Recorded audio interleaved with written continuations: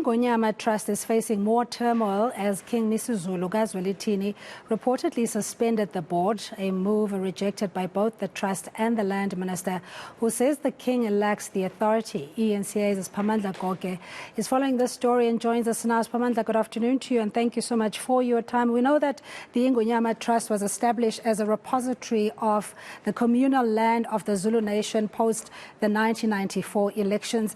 There has been relative stability throughout the years until this happened.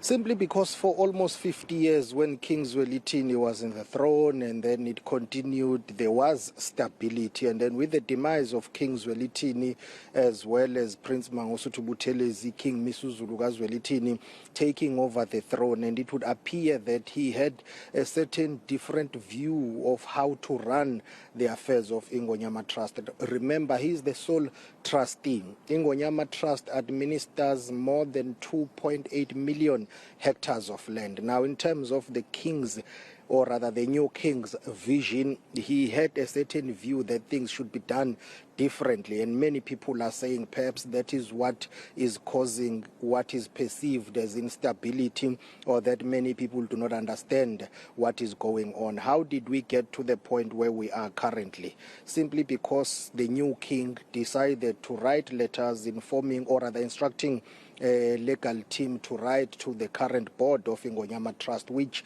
he is chairing, to say those members of the board are going to be dismissed, including the CEO and the CFO.